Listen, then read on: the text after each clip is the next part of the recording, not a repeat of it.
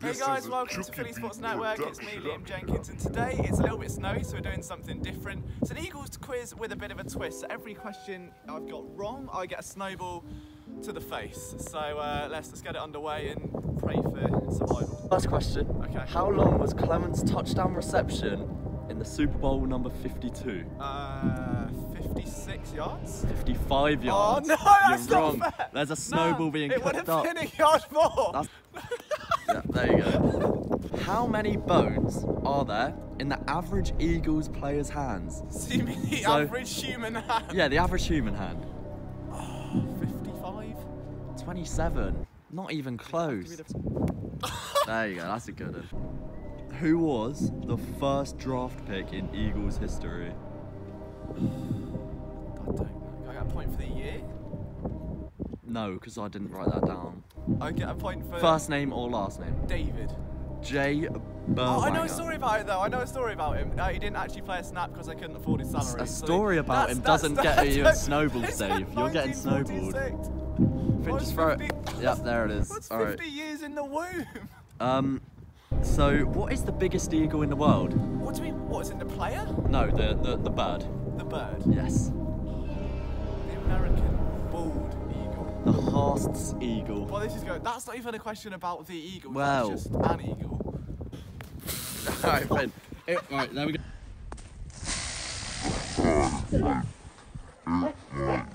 So, who was it that Bobby Hoying played and beat in 1997, throwing 4 touchdown passes? I was 2 years old. Yeah. Still, Eagles fan. It's a 1 in 32 chance here, isn't it? Yes. Raiders. No, it was the Cincinnati Bengals.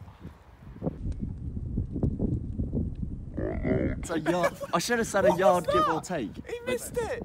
I'd say do it again. That was dreadful. All right. Who was the first quarterback the Eagles ever drafted? Oh, David. Close. I'll let it happen. David. O'Reilly. Davey O'Brien. That's close. That's close. That's half a snowball. Half a snowball. Half a snowball thing. Come on, and right, you can't just kick it at me. Just pick up a. That's not half a snowball. Just hit one on target at least. In the face. No. What is your aim? Sorry. Jesus. Right. Marcus Smith, not with the Eagles anymore, but when he signed in 2014, yeah. Which college did he come from? I want to say Louisville. I want to say it's Louisville or Kentucky. I want to say Louisville. Didn't write it down. What do you mean didn't write it down? His name. Alright, we'll do it. Right. I'm pretty sure it's Louisville. Fletcher Cox. Right. Which college did he sign from in 2012? Oh my god. Was it 2012?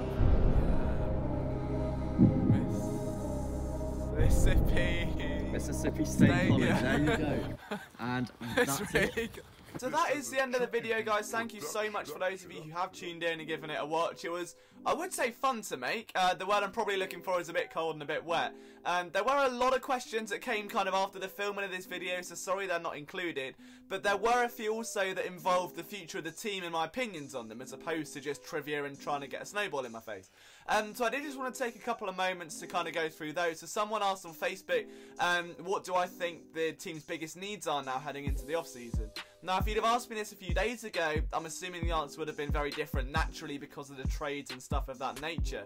So, for me now, moving forward, I think tight end has got to be one. I would not be surprised to see the Eagles invest through the draft, and as high as the team are on Billy Brown, you look at the way he played in pre-season, there was a lot of promise there. As a blocker, we seem to lack. I think Billy Brown has got a lot of potential to come in and fill Trey Burton's role, but I highly doubt he's going to be the lone tight end, along with Zach Ertz. They need a third, whether that's going to be a blocker, the best of both worlds, or someone who can just kind of compete with Brown. One name to watch would be Adam Zaruba. I think obviously the rugby star from last year out of Canada, who came into training camp very late on, made some noise, didn't really have enough time to kind of gel with the team. The second thing that tends to get misconstrued a lot is the cornerback need, and everything now that since there's been this almost surplus of depth at corner, and now we've lost Patrick Robinson, the Eagles all of a sudden need a cornerback. The way I view this is simple. Okay, now Ronald Darby's got 1 year left on his contract. Jalen Mills doesn't have long. the 2 securities are Sidney Jones and Rasul Douglas, okay? One of those 5 has to move inside if they're not going to sign anyone else. Now, for me, you're looking at Jalen Mills because he's had that experience with the Eagles. He's been there before, and he's probably he's the guy with the most attainable skill set, the most transitionable tangibles to move into the slot and be successful. That would then leave Ronald Darby and Sidney Jones outside. They are 2 best outside corners, arguably, or at least the 2 with the most potential. I would say that would be the best way to go down. Running back is an interesting one for me. I mean, everyone's saying that that's the need. You've got Corey Clement, who's coming off an exceptional postseason performance and a Super Bowl run. You've got Jay Ajayi, who got better and better each and every week. I think a third, don't write off Donnell Pumphrey, and depending on what Darren Sproles does, Pumphrey may finally take that step. We can't obviously make that promise. It's a long, long way to go. He's had a year now under Deuce Staley. We've seen the impact he's had under Corey Clement. Would not be surprising to see Pumphrey make the jump. So don't write that off. I'd say the Eagles can move forward with their backfield and it being completely fine. However, I believe they're now looking for their 5th running back as a lead rusher in 5 years, if I'm not mistaken, which is a big thing. They need to find some sustenance there. Aside from that, someone else, what do I see trade-wise happen up to kind of the move now, moving forward to the draft?